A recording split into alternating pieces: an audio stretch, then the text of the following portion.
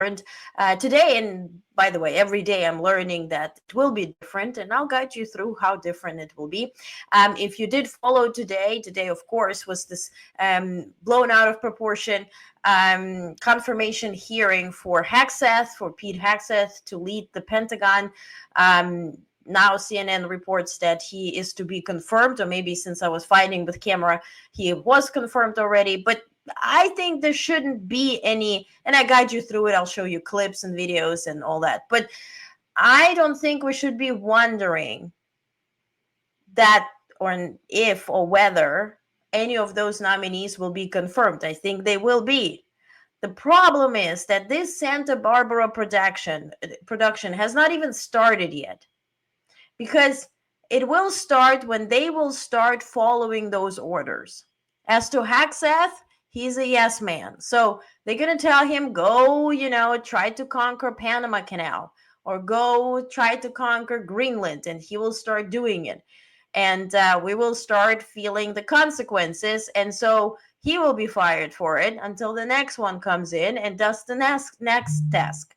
So ultimately, what I guesstimate will happen is that they will be changing every 4 to 5 months. That's what I guesstimate. And ultimately, as in the first Trump administration, we will be ending with majority being just those that are fulfilling duties without being confirmed even. So that is my opinion. Again, I separate opinion from facts. This is my guesstimation. This is my opinion. Maybe you think differently, and we'll talk about it. Starlight is here from Blue Sky. Hi, Starlight. Thank you for being here. Thank you for being patient and waiting. Thank you. I appreciate you. Hi, Bonnie. Good evening. Lisa is here. Yay. There will be. That's the first hearing. Yes. Bonnie says he was just ill in committee, but not voted yet. I'm not sure was he ill, but they will be voting. I think they will be voted in. This is the last thing that I will be surprised about. They have the majority. I understand that they would need Democrats to vote in favor, but I don't guesstimate them to have this type of problem. Okay, now let's get into actual news. Also, by the way, do I think this is good? No, none of it is good. None of anything is good. So let's put that aside. Now, on Thursday, January 16th, First Lady Jill Biden, whom we all love, will host Joining Forces event to celebrate the Biden-Harris administration's work to support military and veteran families. Remember, she has been traveling within this program. She has been traveling to visit the forces and families. She also fought to allow women, right, and spouses, better said, spouses of military personnel and members to have jobs, and also to be able to work not virtually but in distance, right? So they wouldn't be needed in the office. And so she fought for those work spots for spouses of military personnel. And so since they are everywhere and they're traveling very often, White House, specifically Biden administration, specifically Jill Biden, has fought for them to have work, right?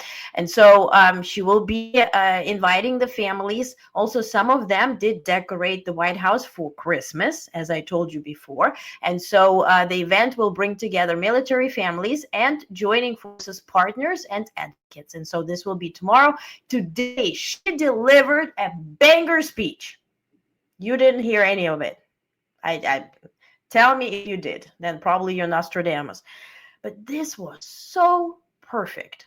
She was at this conference in San Francisco where she spoke to medical, this big companies from all over the world about the importance of investing into women's health and also women's health research. I reached out and I said, do I have video of this? They're like, no, mainstream media doesn't cover it. I said, I want to cover it. So I'm going to put the entire speech into your newsletter. It's short, but it's very powerful. And it talks about the future for Biden's, which I'm personally very excited about. You know the drill. I like them. Let's work on it. So let me read it out for you, just a little part. Breaking news: South Korea's president in the first is detained for questioning. Okay, finally they detained him. This is Trump number 2, and now he's been detained. Okay, good. Back to Biden's. Blah, blah. Where do I have it? Here. So she said, here's a little quote. She talked about women, the problems women face. If you're one of those women, when you go, we all go to the doctor, right? When we get older, we ask about certain symptoms, and we're told mainly that we're overreacting, that this and this doesn't really matter. And then just to find out that all the health industry, pretty much, and in medicine, has been based on research on males, on men.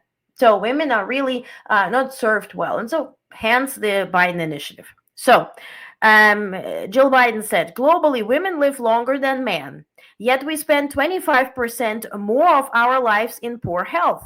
That's because women's health is understudied and research is underfunded. In fact, just 4% of research spending is focused on women's health. 4%. 4. As a result, too many of our medications, treatments, health products, and medical school textbooks are based on men. But a new story is also emerging. In 2023, Joe and I launched the White House Initiative on Women's Health Research. Over the past 14 months, we have galvanized the government to invest in groundbreaking research on women's health. The National Institutes of Health is investing $200 million in research to advance women's health, for example, looking at how menopause affects women's hearts, brains, and bones. The Department of Defense has committed $500 million to women's health research. The ARPA-H, the agency that Joe created to accelerate health breakthroughs, announced $113 million to help de-risk investments in big ideas. In a little more than a year, the U.S. government invested nearly $1 billion in women's health research. I fast forward. So she says, so what's next? It's time for private sector to bring discoveries to market and into the hands of consumers. Women are waiting for better answers to improve their health. And so she says, let's work together to make sure that women everywhere benefit from life-saving innovations that are within our reach. I will keep pushing for the change in health research that women deserve. I will build alliances across industries, and I will look for partners who want to meet this unfilled need. You can count on me, and I hope women can count on you. And this, my friends, is an announcement of their new initiative that they're building an entire office for. We'll be highlighting it. I will have tomorrow at 8 p.m. sharp. We're meeting 8 p.m. tomorrow sharp to watch together here with you the farewell address from the Oval Office by President Biden. And after that, I'm going to share some announcements about Onest Network. Okay? And it's related. So we're going to talk about it. A lot is in our hands. A lot also depends what we pay attention to. If we spend the next 4 years being anxious about, oh my God, look, the world is burning. We know it. Maybe you didn't vote for it, but this is the reality. What I'm asking you not to do is not to disclose yourself away from actual news. That's why actual news come January 20th will be very short. And at night, we're discussing, we're meeting, we're talking. Yeah. But when it comes to podcasts and newsletters, let's keep it short. Let's keep it brief. But let's keep it factual.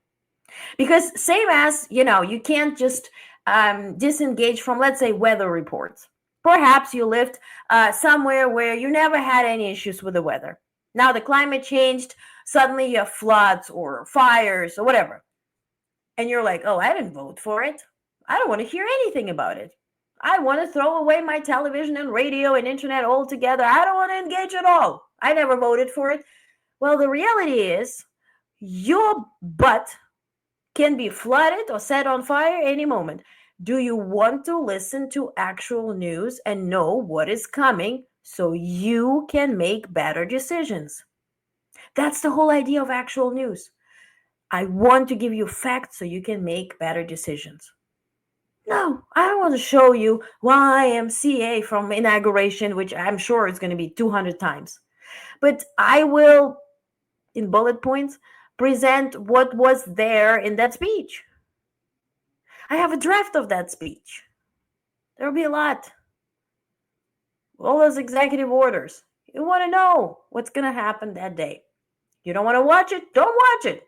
I'm not going to even stream it for you. I'll be there taking notes, seeing who says what, who does what. I'll report for you in bullet points, short, emotionless. But you need to know the facts. That's the whole point.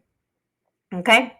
So moving on. On Sunday, January 19th, the president will President Biden, of course, will travel to Charleston, South Carolina. More details will follow, but I think it is related to MLK, right? Because I posted this program for Inauguration Day. It's also MLK Day, but there's nothing mentioned on it. I think this will be very much related. Now, the U.S. government posted an $87 billion budget deficit in December, reduced partly by a shift of benefit payments into November by capping a record $711 billion deficit for the first 3 months of the 2025 fiscal year, the U.S. Treasury Department said on Tuesday. Now, let's see. Trump wants to, eliminate this the cap anyway, so we're up for something. Tomorrow, Secretary Yellen, who's retiring, she will be traveling to New York City. She will get an award. She will also hold a speech summarizing what she did for Treasury Department. Also, she's the first woman to headline the department, and also she will refer to all her achievements, and that are a lot. By the way, those $50 billion from Russian assets to use to rebuild Ukraine, Secretary Yellen did that. I was personally in the briefing off the record where she's told how she spoke to Putin and how she announced this thing. And she said, you don't want to play by the rules? Okay, I'm going to tank your central bank. And she did exactly that. So looking forward to this tomorrow. Now, President Biden signed an executive order on Tuesday, today, aimed at addressing the massive energy demands of rapidly growing advanced artificial intelligence data centers. This is important. Remember Mar-a-Lago a few days ago, Trump shaking hands with a Saudi somebody who's investing $20 billion to build data centers all across U.S.? We kind of don't want our data to be, owned by Saudis, which makes this whole TikTok thing just a big question mark, because if everything is for sale, then why not TikTok, right? So the order directs the leasing of federal sites owned by the Defense and Energy Departments to host gigawatt-scale AI data centers and new clean power facilities addressing urgent power needs in a short time frame, which then, how is it related?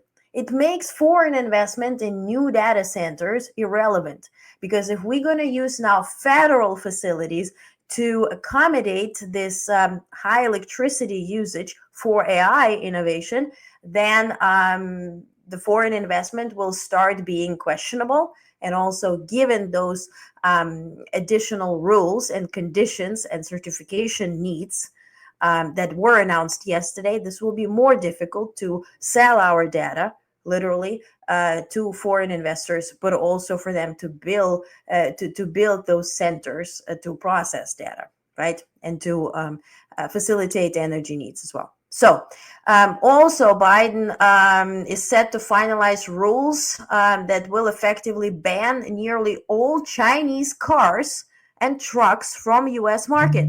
This move is part of a broader crackdown on Chinese vehicle software and hardware as the U.S. seeks to curb potential national security risks. Now, my question is Tesla considered a Chinese car? It's built here together, like our iPhone. But is it a Chinese car? Because anything that is in China has to be owned 51% by their government. They have to have access to all the books, to all the data, to anything, right? Open it, download it, whatever. Hence the problem with TikTok and their data centers. But the problem here is Tesla, how does Tesla update? As software, right? So it is controlled by whoever, probably Musk himself. We saw it in this truck, right, that exploded. He had control over all 6 cameras. He didn't even have to show up and take them physically away. He just blocked even FBI from accessing those videos. So for this reason, is a big concern. So I'm looking forward to really studying this executive order, which of course can be overturned by Trump any moment as well. Lisa says, "Yup, we are shmuked." Yeah, indeed. Elena, hey, hello. Thank you for being here. I absolutely love your work, hon. Keep up the great work. Oh, thank you. I'm a heart. Thank you. Oh, it made my day. Thank you. I've been so paralyzed. All I want to do is cover Biden's departure from the White House, by the way. Inauguration, oh, it's fine. I don't want a balls. I want to, they have three balls. No, not that type of ball. Anyway, the dancing thing. Which probably will be the YMCA extravaganza, but I want to cover Biden's departure from the White House. And I cannot get accredited because Trump's team today told me they're guests at this point. And so anyway, I hope any camera, C-SPAN or whatever, will show them leave because it's just an iconic thing. And I wanted to ask him a question. We'll see. Bonnie says, recommended watching the PBS documentary, discusses the issue timely. It came out with Jill Biden made announcement of funds. Great news. Indeed. Yeah. Also, Bonnie, when I was covering Clinton Global Initiative, remember when I think I was live streaming when Hillary Clinton talked to Jill Biden about the investment. That's where she announced the $500 million investment by the Pentagon into women's health research. And then Biden showed up and then he got the award from Clinton's. That is where everything was announced. So CGI and Clinton's are very much behind this thing too. Honest Network also partners with Clinton's. Bowls. Yeah. Haha, bowls. And it is interesting. So I've never heard of it. If you're interested in terms of like press, I know I'm jumping around like Ellen DeGeneres type of thing today, but hear me. The media accreditation, usually how it works with the inauguration day, because it's a 3-day process, right? They have the victory rally. They have on the 18th, the 19th, they have prayer on the 18th. They have a bunch of stuff.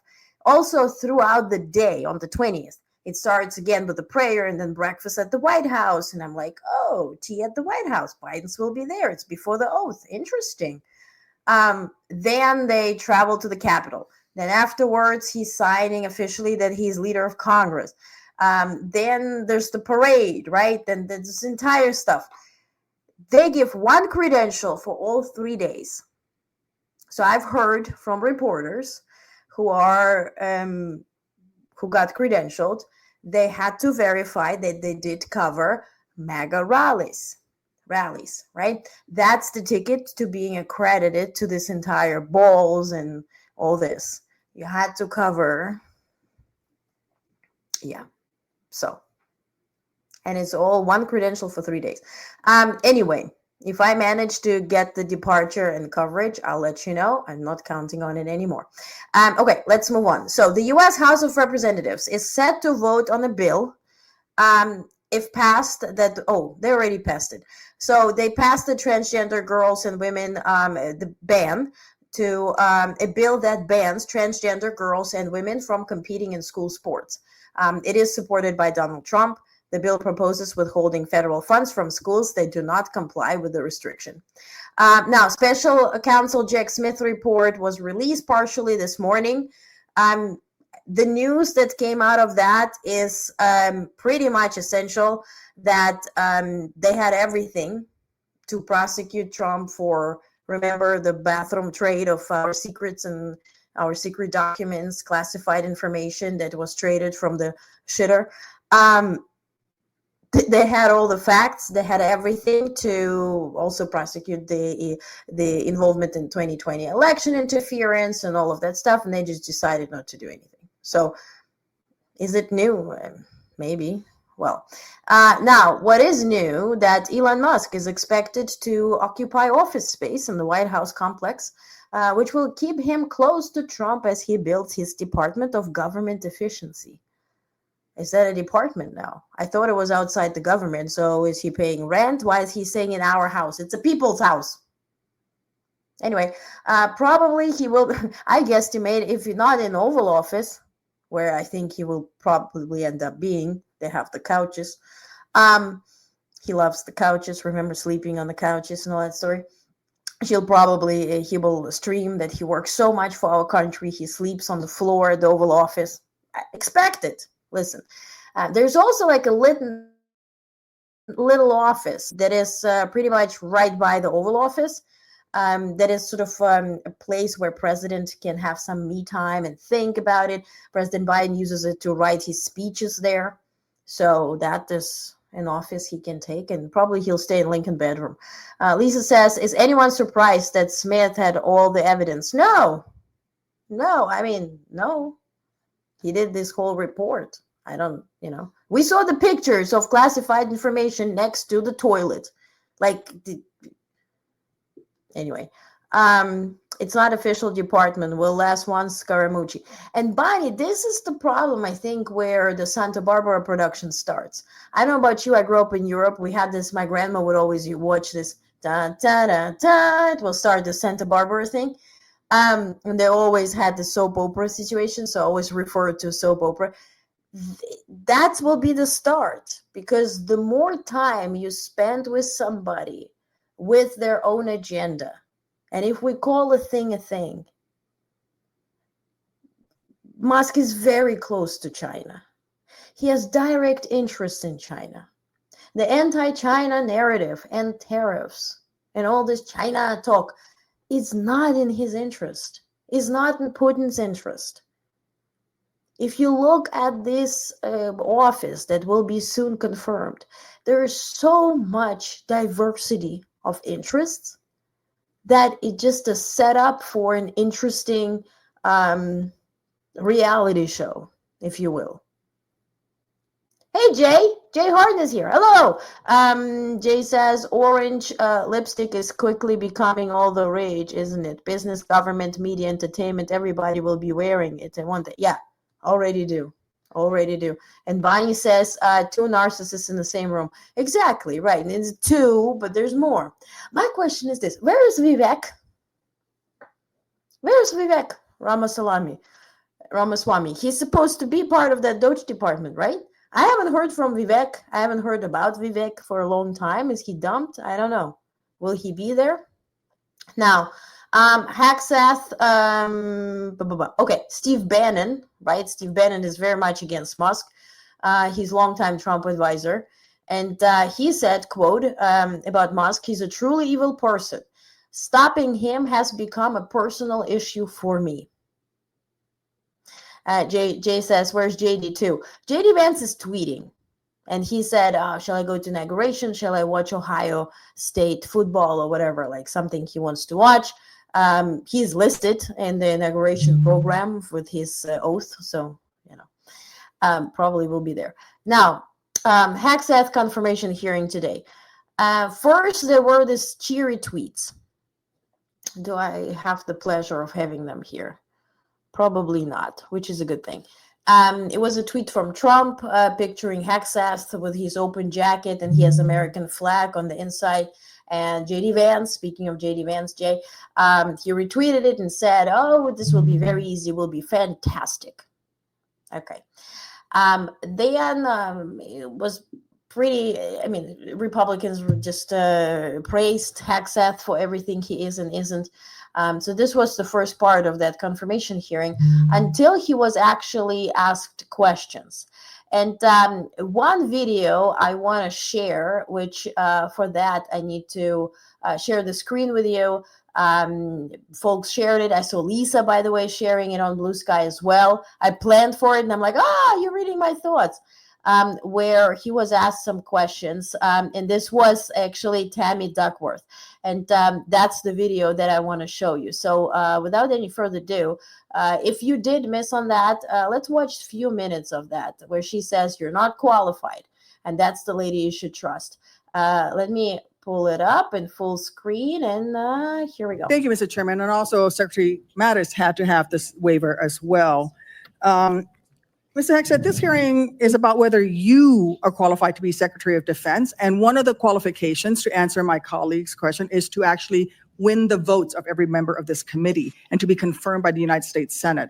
And you need to convince us that you're worthy of that vote, because the people of the state of Illinois voted for me to be their senator so that I could cast that vote when it comes to picking who is going to be the next Secretary of Defense. This hearing now seems to be a hearing about whether or not women are qualified to serve in combat, and not about whether or not you are qualified to be Secretary of Defense. And let me just say that the American people need a SecDef who's ready to lead on day one. You are not that person. Our adversaries watch closely during times of transition, and any sense that the Department of Defense that keeps us safe is being steered by someone who's wholly unprepared for the job puts America at risk, and I am not willing to do that.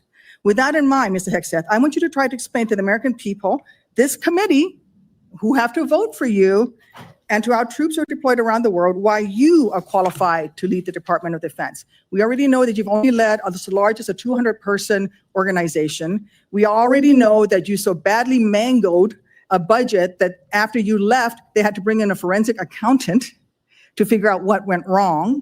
And that the largest budget you ever managed was about $18 billion. You know, that is about 51,560 times lower than the Department of Defense budget of $825 billion. $16 million is 51,568 times smaller than the defense budget. Please describe to me, Mr. Hexeth, you talk about DOD passing an audit. Please describe to me a time or an organization when that you led underwent an audit, because you say you're going to hire smarter people than you to run this audit. I'm not asking you to be an accountant.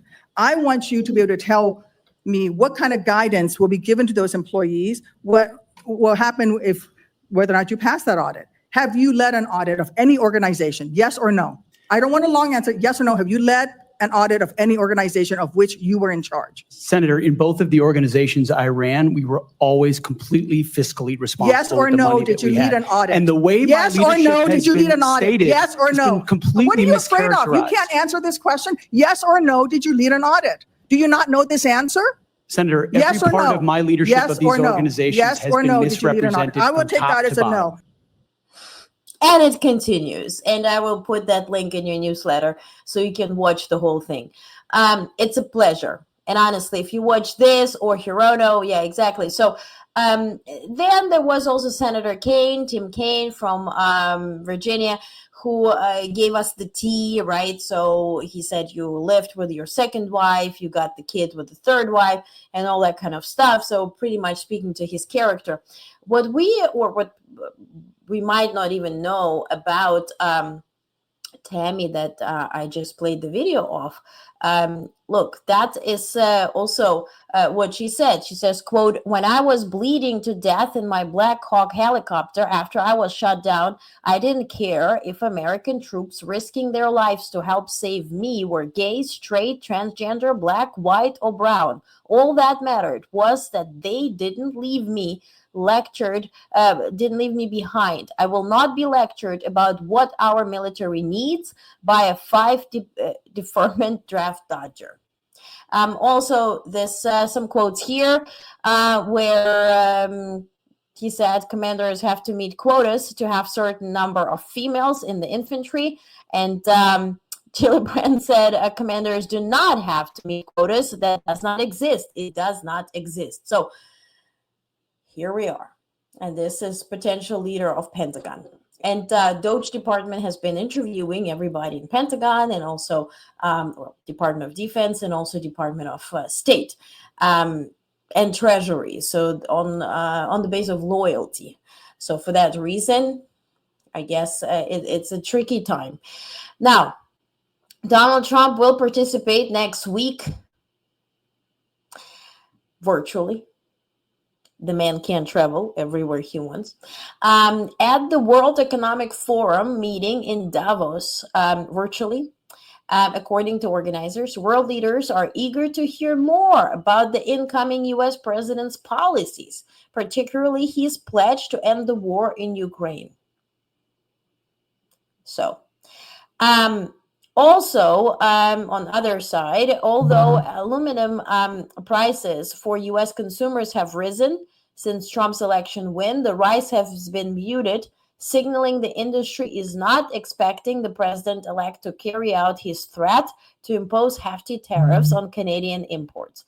Now, with the Canadian imports, same as with Mexican imports, let's see how this will go, right? Claudia Sheinbaum, who really straightened Trump, right, when he started speaking about the tariffs, he spoke about the fentanyl coming into U.S. through the southern border, when she said, look, fix the demand. I will fix my gangs, but fix the demand. And so she did invest in protecting the border. They did detain about 500 more, and altogether in a year, all closer to 500,000 people. So for this reason, she says, look, we've done enough. And this was one of the conditions, or the condition, to avoid those tariffs. So let's see what this will lead to. Again, my opinion, if you were to ask me, my opinion is this is not how Trump thinks. He wakes up and decides what he's going to do for that day. I don't think there is a consequential negotiation. I don't think it was condition-based. I think it was clickbait-based. Oh, sounds great. Let's do it. So let's see how this will turn out. Now, by 2050, the Department of Air Force is expected to expand the Space Force significantly, integrate large numbers of combat drones, shift towards standoff strike capabilities, and develop stealthy transport aircraft. This was according to Secretary Frank Kendall's remarks on January 13th. Is it needed? Yes. China is building their own international space station, or their own Chinese space station that will be pretty much serving their military ideas and aspirations, so to speak. Russia sent satellites that have capabilities. They have warheads, this little heads that you can put nukes into. So this is alarming. So is it needed? Yes. Is it the first need? I'll let Pentagon speak on that.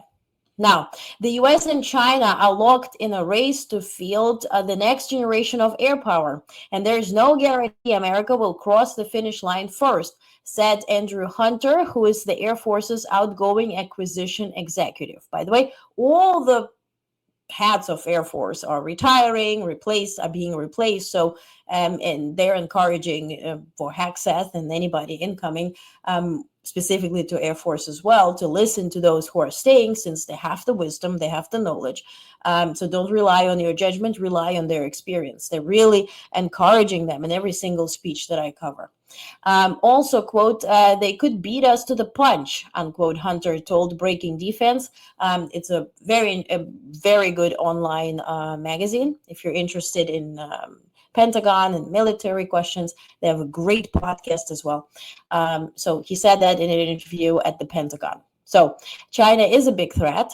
They did come up with a new equivalent of our F-35. Is it better? Is questionable. Is it a prototype, or do they have a line of production? That needs to be seen. So for that reason, same as Russians with their Oreshnik, where they said, oh, we're going to put nukes and bomb Ukraine with it. Since it was confirmed that they only had 2 prototypes, one hit Dnipro in Ukraine, another one fell in southern Ukraine and just malfunctioned. How far are those threats, right? And how far is China with their production? By the way, again, I will encourage you, listen to the interview or watch the interview with the war drone expert that I interviewed, who did fight in Ukraine, who works with Ukraine. And so he explained what capabilities China does have in that regard. So please listen to it. If you want to skip the part where we talk about Ukraine, towards the end of the interview, we talk about the drones. Now, the U.S. Justice Department announced on Tuesday that it has successfully removed malware from over 4,200 computers infected by a group of criminal hackers supported by the People's Republic of China. Why am I laughing, Lil, giggling? Why were they there in the first place? Like, how safe are we? Can we text? Who was affected? Not much was disclosed. And also, will this be for sale when the new regime is in? That remains to be seen. Now, last summer, this is interesting. Last summer, American intelligence officials learned of a Russian plot, listen, to detonate airline cargo in the U.S. So the White House sent a warning to the one man who could stop it, Vladimir Putin. and then he did not proceed with his plans. I would love to learn more, but that's all they told us today. Now, let me check the comment. Lisa says, Bonnie, he didn't answer any questions from the Democrats. Yes, we talked about Hexeth. Yeah. Okay. Nearly 2,000 California National Guardsmen have been activated to help battle deadly wildfires that have destroyed thousands of homes and killed at least 24 people in Los Angeles area, Pentagon officials said today. So, if we have any questions as to what, is National Guard helping in LA? Yes, they do. Also, please visit the website. I'm going to put it in your newsletter tonight. Gavin Newsom, the governor of California, created a website where he combats disinformation about wildfires and about California. I would love, after all of this said and done, I would love to talk to him, because that's the direction we ultimately need to go. States need to defend what's true and what isn't. We need to have those websites that have fact checkers. Jay says, what? Yeah. About Russia and detonating? Yes. Yeah. Now, the U.S. president-elect announced his plan to create, now this is weird,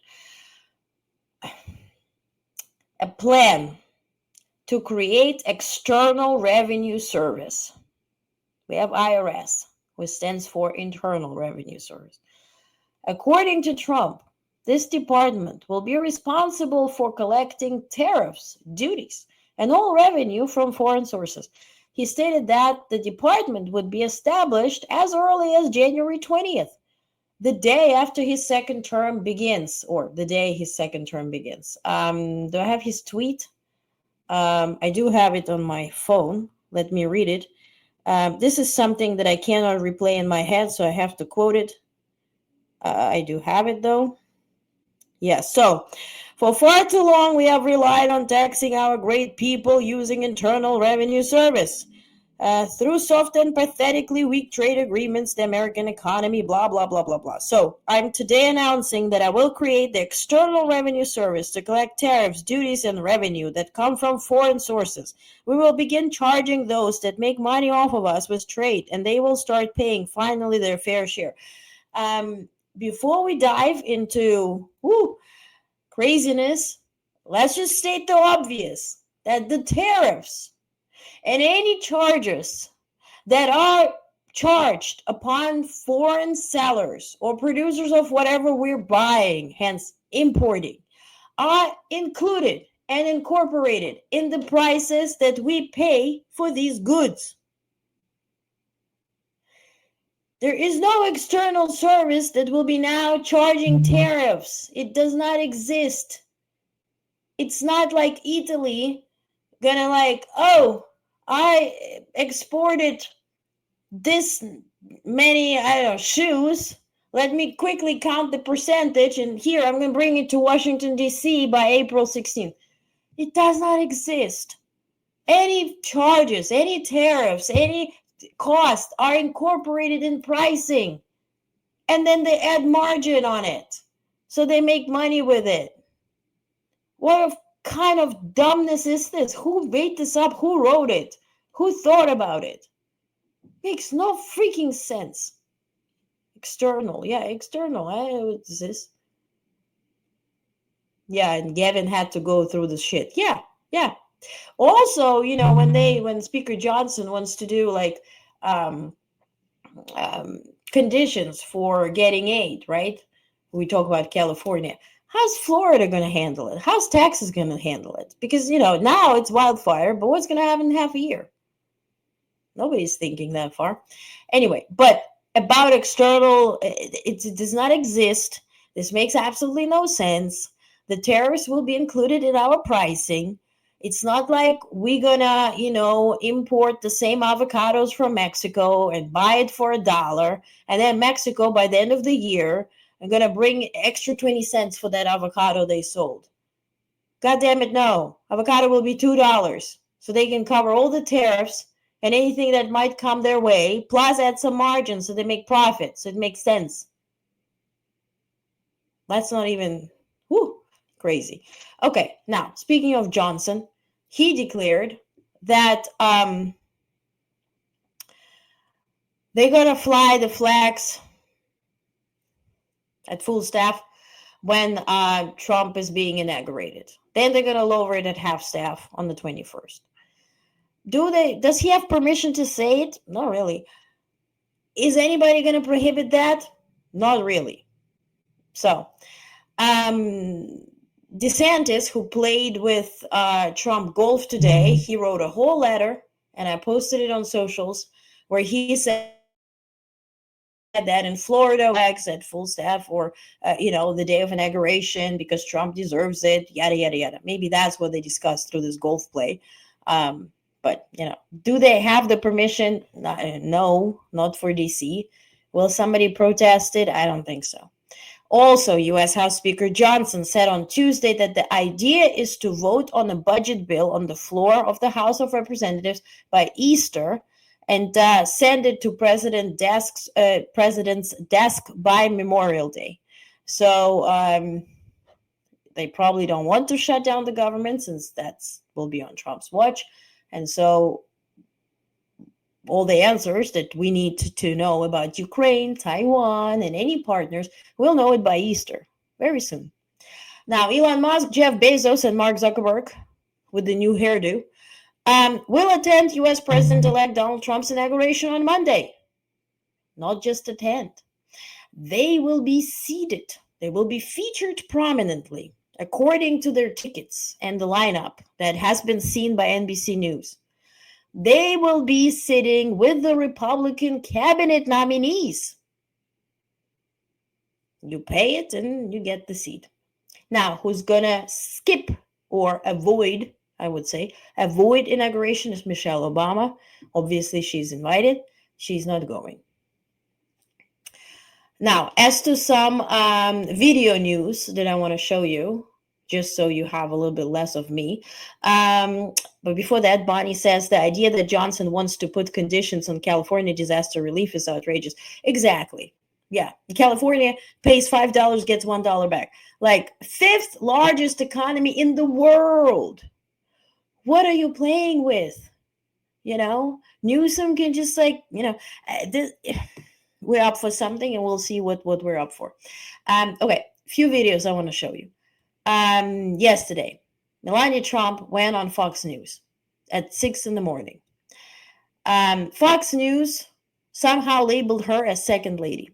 Check it out. She also spoke about being independent, which I don't know what this is about, but maybe you know more than I do. Do I have her here? No, I didn't upload this video. Anyway, let me find it so I can upload it. But meanwhile, here it is.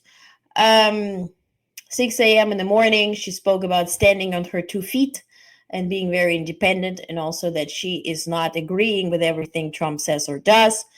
Sometimes he listens, often not, which is okay. This reminds me, all of this while it uploads, it reminds me on Bush's wife when she said, oh, she's not anti-abortion, all that kind of stuff.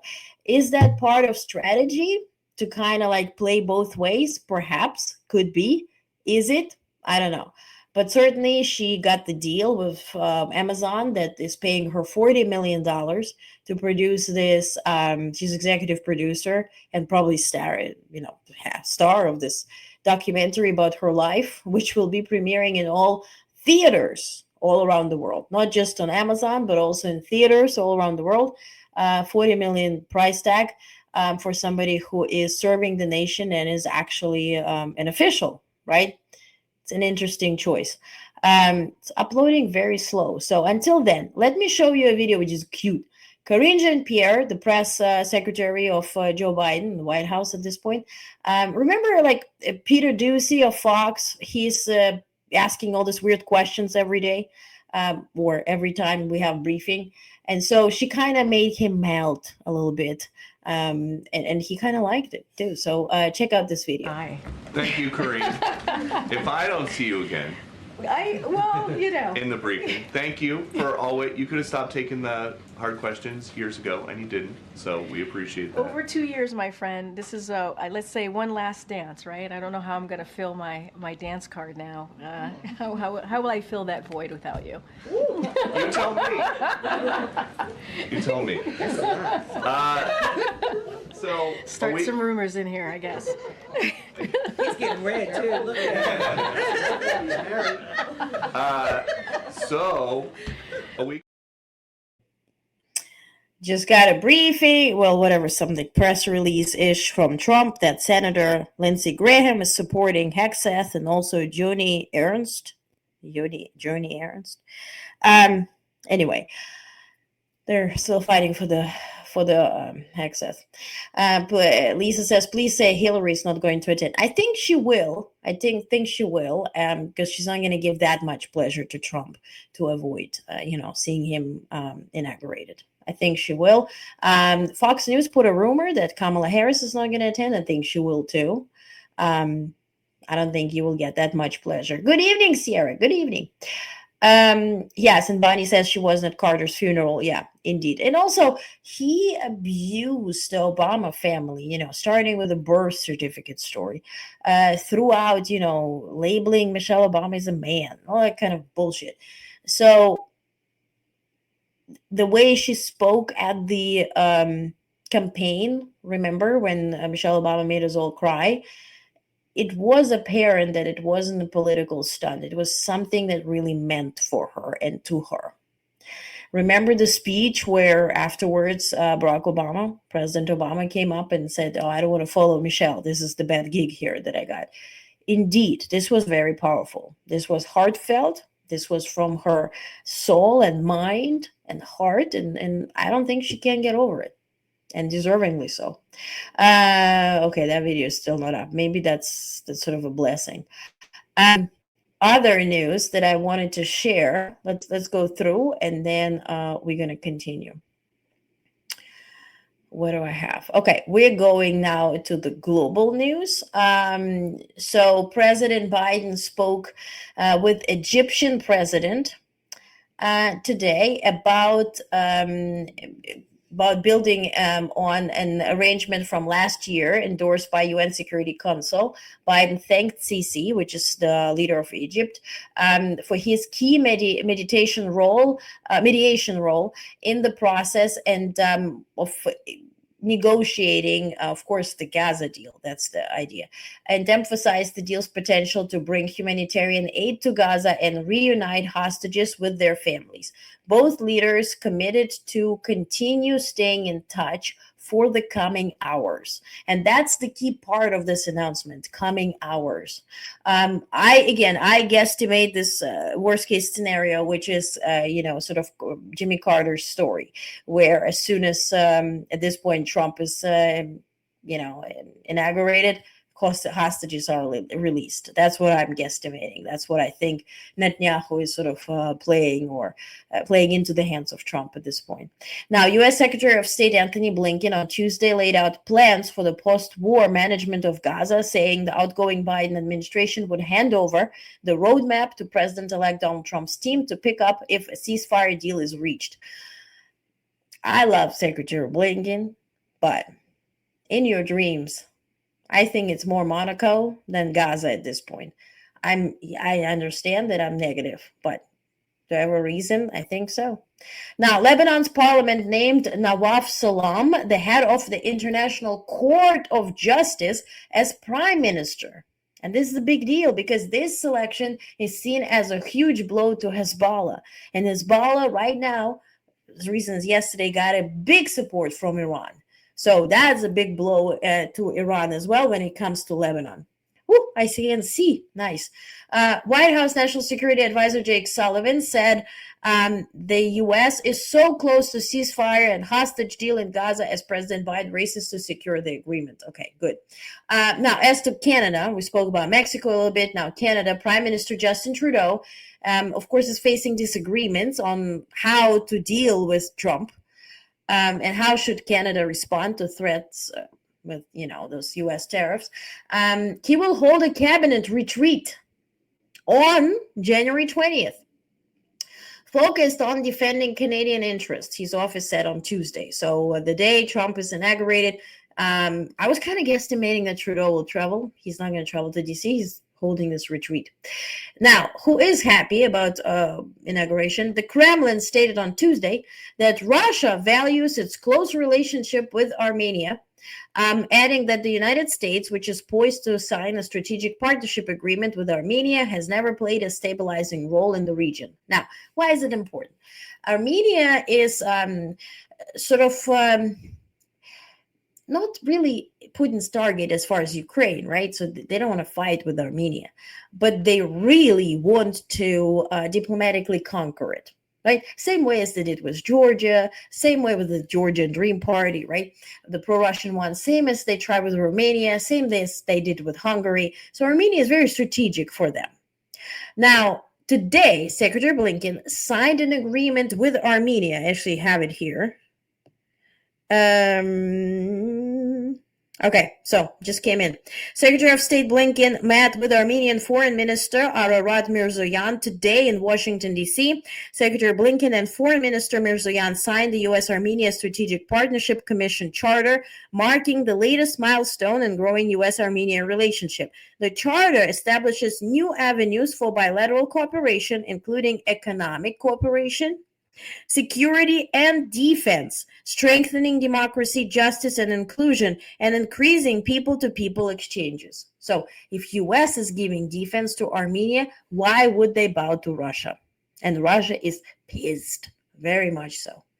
Now, other news, the foreign minister of Russia, Lavrov, war criminal, said that he's feeling a shift in Trump and his team, recognizing the realities on the ground of Ukraine. And he sees that as a positive sign. He sees that Trump is pretty much willing to give up Ukraine, in short. Also, when it comes to Greenland, now this is incredible. They said you need to ask the Greenlanders what they want to do, same as Russia now allegedly. You remember that fake memorandum in now occupied Ukrainian areas and also in Crimea, same as they did in Crimea. So U.S. has to do this fake sort of votes within Greenland for them to vote to be part of U.S. And so then U.S. can militarily take Greenland as protection of those Greenlanders. Let's not do that. Now, the Russians have destroyed, this is nice. Remember them meddling with, or messing up the underwater cables, right? Between the Baltic states and Sweden and Finland, right? And then those underwater cables are responsible for telecom and internet and all that kind of, right? Information connection. So the Russians have destroyed the wrong submarine cable in the Baltic Sea, massive internet outage in Russia, even the error monitoring service is not working. And this was confirmed by RosZME, which is their official site. Many providers and most sites are experiencing outages. Womp. Now, Ukraine is not strong enough in a strong enough position for peace talks with Russia, said today NATO Chief Secretary General Mark Rutte. Quote, at this moment, clearly Ukraine is not there because they cannot at this moment negotiate from a position of strength, Rutte told EU lawmakers. Quote, we have to do more to make sure by changing the trajectory of the conflict that they can get to that position of strength.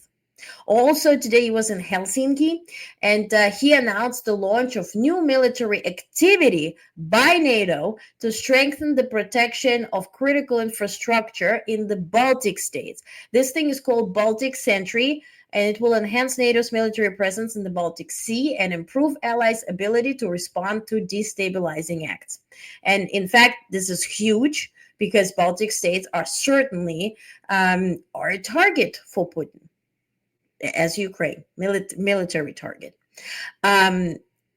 So also from 15th to 17th January, the NATO Deputy Secretary General, who is Ms. Radmila Sekerinska, will be in Lithuania to participate in Snow Meeting 2025 in Trakai. In the margins of the event, Deputy Secretary General will meet with the President of Lithuania, the Minister of Foreign Affairs and Minister of Defense, and with other high-level officials present at the event. During her visit to Lithuania, she will also visit NATO Multinational Battle Group and the Iron Wolf Brigade in Rukla, and media is prohibited from this meeting, which tells me, because I dealt with that a little bit, that there's war plans. If Russia were to come into Lithuania, what are we going to do? This is the chapter 5 or whatever we refer it to. Now, Rutte did announce the Baltic Sea plans. Here's the video. Today, I can announce that NATO is launching Baltic Sentry. Under the authority of NATO's Supreme Allied Commander, General Kishkavoli, this military activity is part of our ongoing effort to enhance maritime presence and monitoring of key areas for our alliance. It will involve a range of assets, including frigates and maritime patrol aircraft, among others, and will enhance our vigilance in the Baltic.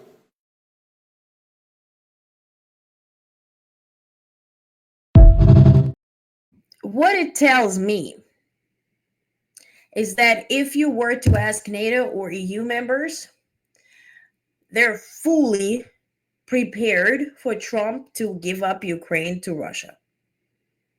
The ceasefire is only going to feed Russia, give Russia time to replenish, to prepare, and to use Ukraine at that point as a base from where they're going to go to Baltic states and Lithuania, Estonia, right?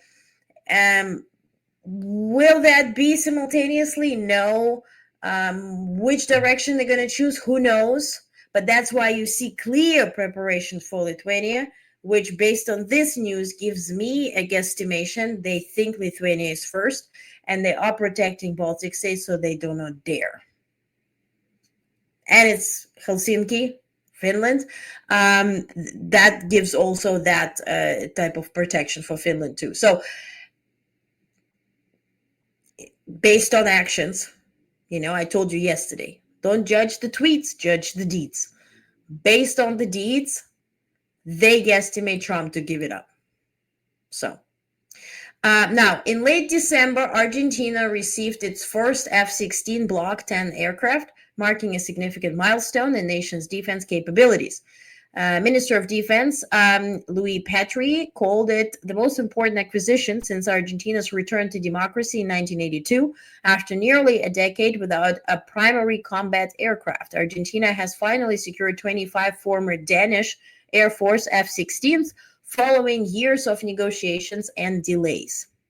So Argentina is preparing also, as much as little islands in the Indo-Pacific are preparing, buying aircraft, F-16s. Taiwan did a big purchase, and Biden signed off of that, which tricked China, and I reported on that yesterday. So everyone is awaiting and being prepared, because if Ukraine falls, Taiwan is next. Very clear. How's South Korea doing? Who knows? Will Kim Jong-un go that direction? Possibly.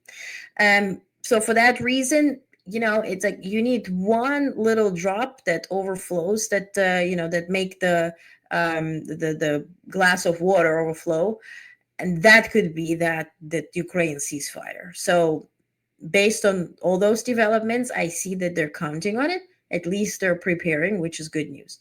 Now, India's army chief characterized the situation along the border with China as stable but sensitive. Remember, India and China, they share a border. They've been fighting over it. Suddenly, China did give up the land and withdrew. But India is not really trusting that process. Why did they do it? Because the C in BRICS is China, the I in BRICS is India, and they need a coalition, because if they were to go fight, they want India to be on the side of China. Therefore, China did facilitate it. India and Modi, he's playing both sides. He was in Delaware, in Biden's home. He's meeting with Trump. He's hugging everybody. So he's kind of deciding. So he's making them sweat a little bit. So, Now, Modi noted that New Delhi will assess the need for summer troop deployments based on the outcome of ongoing talks with Beijing. Now, China did pull back their troops in October 2024, which helped to de-escalate tensions after the 2020 clashes. But India is not really prepared, which is kind of good news, right? At least we don't see a clear alliance here. Now, in the second round of talks in as many months, 3 European countries and Iran described discussions on Iran's nuclear program as frank but constructive. The European nations reaffirmed their commitment to seeking a diplomatic solution regarding Iran's nuclear capabilities, emphasizing continued dialogue in the ongoing negotiations. So again, Europe took the task pretty much on them, 3 countries, to negotiate with Iran and trying to stabilize this area at least. But what we're seeing, again, I'm going to underline it, what we're seeing is that although countries don't have a clear threat from Trump and hence United States, the Panama Canal and Greenland, all those good talks. But if Trump were to bow, right, to Putin or try to seek friendly negotiations and gives up Ukraine, it just gives the green light to everyone to understand that America is not the superpower and America is not dictating how the world works. And then, the game begins. Who will be the superpower? China wants to be it, Russia wants to be it, Iran tries to, and then, of course, it will come down to what alliances will be particularly build up. So for that reason, Ukraine is essential. Ukraine is that drop that will not allow for now for that the glass of water to overflow. Now, a court has suspended the money laundering trial. Now, this is interesting. I know it's very far, but a court has suspended the money laundering trial of former presidential candidate Keiko Fujimori, citing, this is in is Pakistan? Wait a second. Let me Google it. Citing errors in the indictment. Fujimori is a daughter of ex-president Alberto Fujimori and leader of a powerful right-wing party, had been facing a potential prison sentence of up to 30 years. And this is all to prove the point that corruption is everywhere. The right-wing parties and the daughters and everybody is not prosecuted. The cases are dropped and they're still remaining in power. And that reminds us on other countries such as us. Let me check which is the country. Keiko Fujimori. Just a second. All right. Peru. Sorry, Peru. So this is the former First Lady of Peru. So for this reason, we see that, again, right-wing, somebody who's in power, conducts, personal businesses while in office, is therefore impeached, does not face trial, comes back into power, rings the bell, right? Okay, so instead of quote of the day, I want to show you a sweet video of Secretary Blinken, who commented on those epic photos with President Biden that reminded him on very important moments within those 4 years. So take a look. So this is a photograph with President Biden in the White House Rose Garden back in June of 23.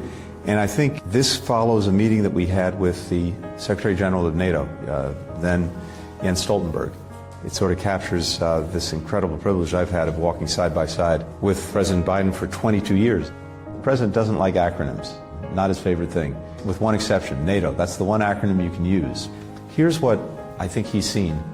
When you join NATO, you take a sacred vow as a country, which is an attack on one is an attack on all. I think we've seen incredible unity from the NATO allies and well beyond. But that didn't just happen. It really was the product of the President and many of us, American diplomacy, bringing countries together and making the case that what we saw with Russia and its assault on Ukraine wasn't just an aggression against Ukraine. It was an aggression against some of these really important principles that are the best ways to keep the peace and prevent war in the first place.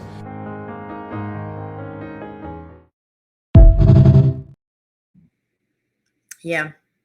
And Jay says Peru. Thank you. I wish I saw your comment earlier. Bonnie says fascism on the move. Yeah, and sounds like they're prepping for World War III. Indeed, yeah, because you need one little drop to overflow, and then everything goes to poop hits the fan. Like somebody has to turn on the fan. Yeah, I could get behind. Sierra says I could get behind Michelle Obama for POTUS in 2028. Me too. Absolutely. Yep. And at this point, I don't care who has experience in diplomacy and all that, yada, yada, yada. We need somebody who can rule. That's all.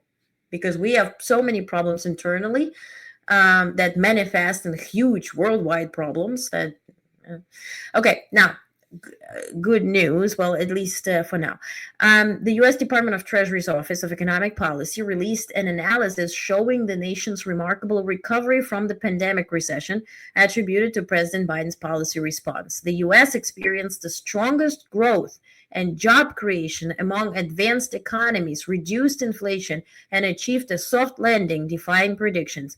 Key sectors, including rural communities and households of color, saw notable gains. And here's a thing that I want us to really imprint in our brains as to job reports, because soon we will be told a story, and those are the jobs created by each president. So you see.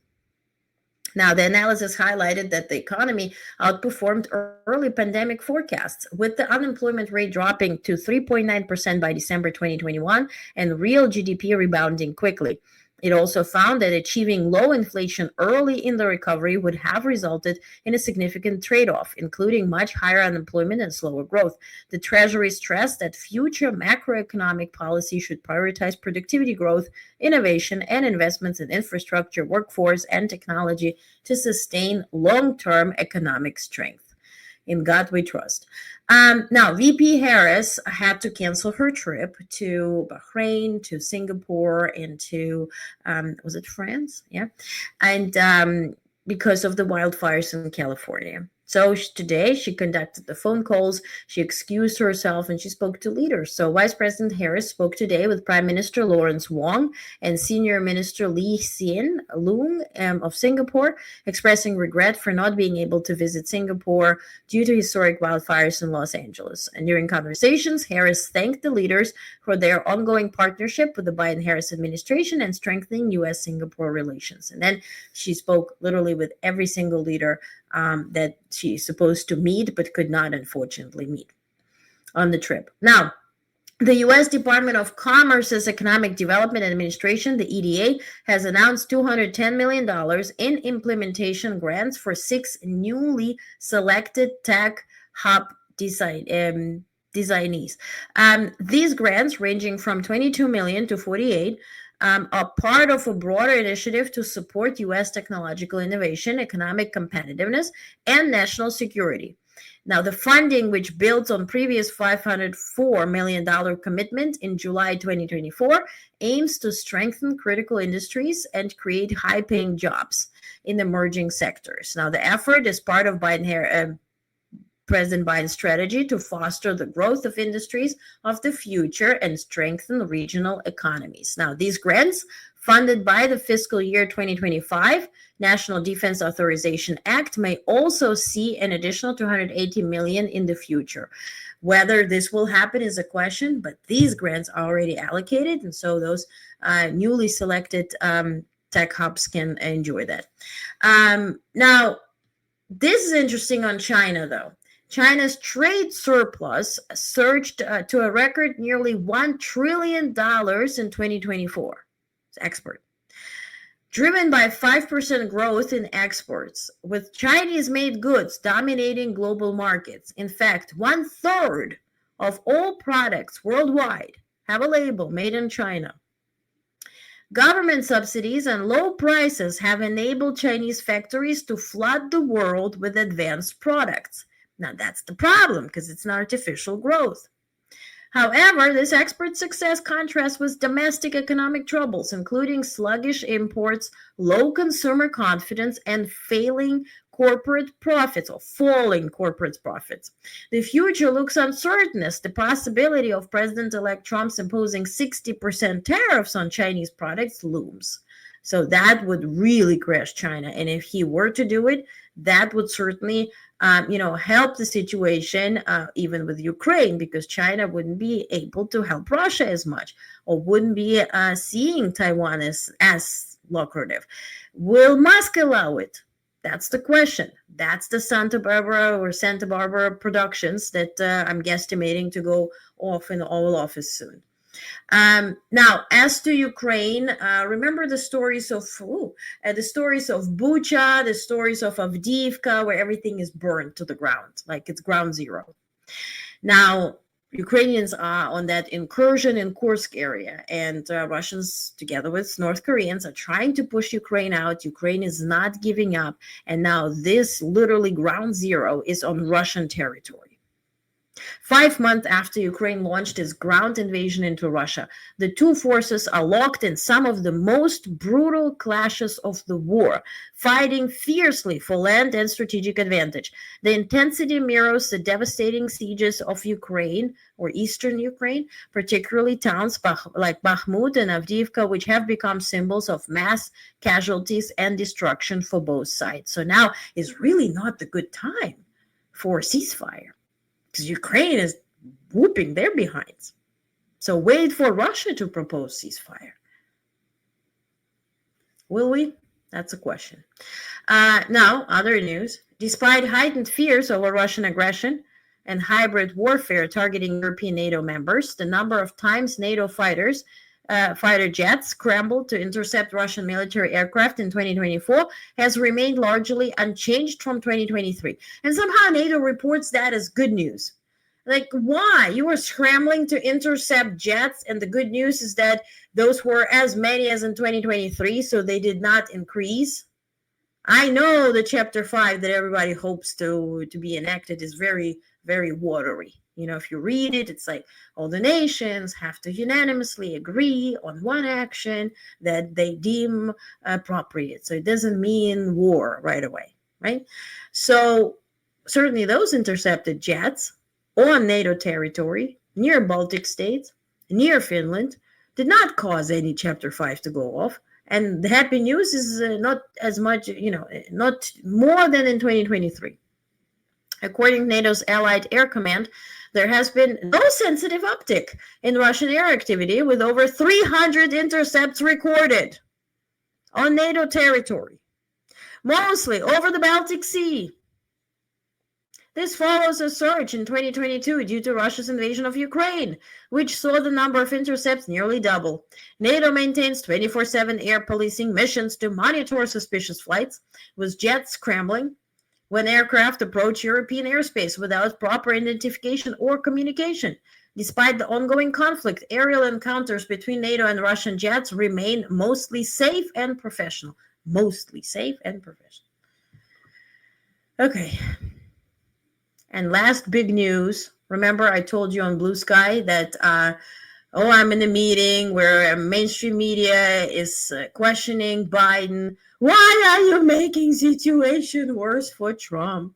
How dare you? Why do you do that? Why are you? Half hour of just this. Why?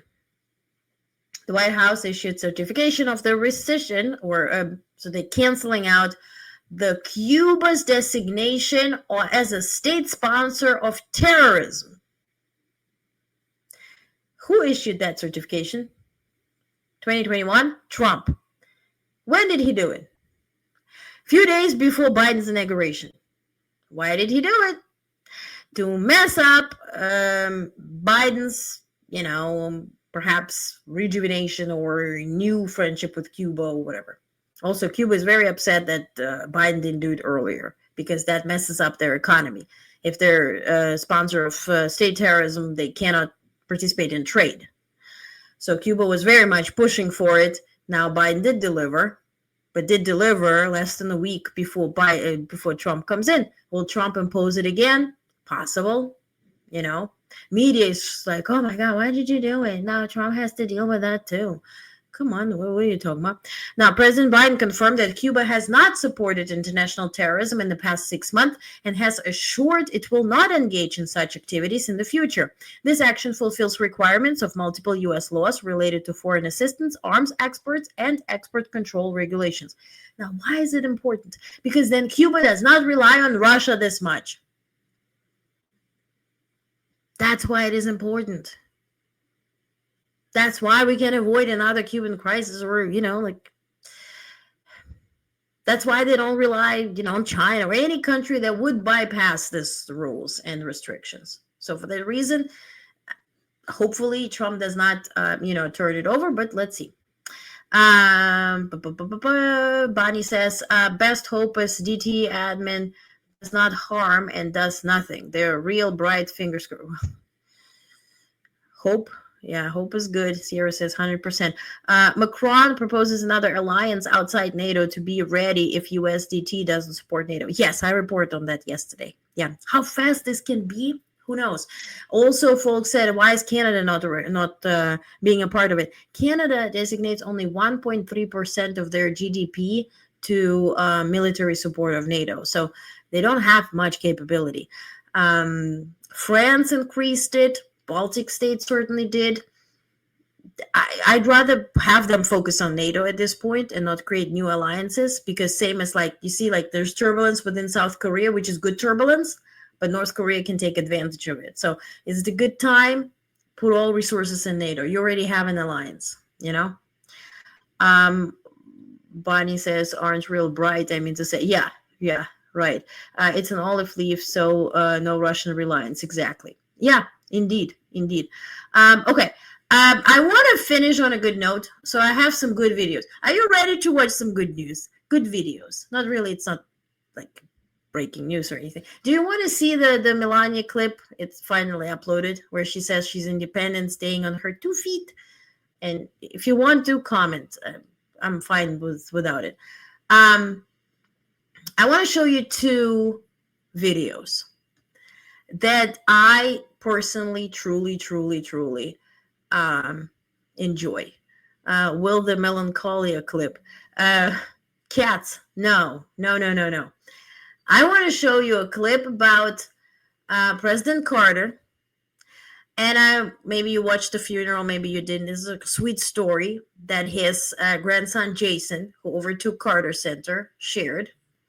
And I want to show you a rare clip of Beau Biden talking about his father. And on this note, I want to finish. So let's take a look at Jason Carter first. And demonstrating their Depression-era roots, they had a little rack next to the sink where they would hang Ziploc bags to dry.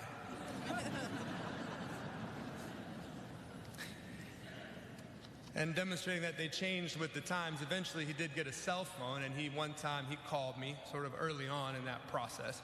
And on my phone, it said, Papa Mobile. So I answered it, of course. I said, hey, Papa. He said, who's this? I said, this is Jason. He said, what are you doing? I said, I'm not doing anything. You called me. He said, I didn't call you. I'm taking a picture.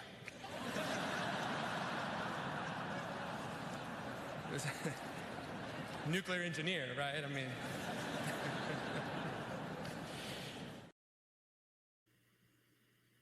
I have a whole album of my parents, filming a video, and all this a smiling photo of them filming. I love it. This is the best content that I have. Now, here's Beau Biden about Joe Biden. Take a look. Living together work when he's here prepping for debates? It's, we got to make sure that the kids are a little bit more quiet and when he's prepping. But my dad is a dad and a grandfather. My kids adore my father. And so, like last night, they had a nice lasagna dinner. And, my dad's working hard. But he's also being a dad and being a grandfather. I heard the other week he actually helped do the laundry. The week before he was home too. And he's working his tail off. But not, he stayed with the kids again, You know, he got up in the morning. We all went to mass as a family. Got the kids off to Sunday school, and in between all that, I saw him, you know, coming out of the laundry room with a pile of laundry. You know, got that laundry taken care of, and then went and cracked his briefing books. I mean, he's working really hard, but I think it's what the American people see in my father. We lead a normal life. Let me ask you about tonight. And this was ahead of the vice presidential debate. Bonnie says, I'd like to see Carter's grandson run for higher office. He held, right? So in Georgia, he ran for, was it Senate? Was U.S. Senate or Georgia Senate? But he's very outspoken, but I think he's very happy leading the Carter Center, which is huge. I mean, what they do all across the world is remarkable. I would love to have a conversation with him as well on that. But how beautiful. Laundry. Imagine Trump was laundry. Ay, ay, ay. Okay, let me check breaking news. Anything that I did not cover yet? VP's schedule. Okay, let's skip that. If you have any questions, let me know. Oh, God.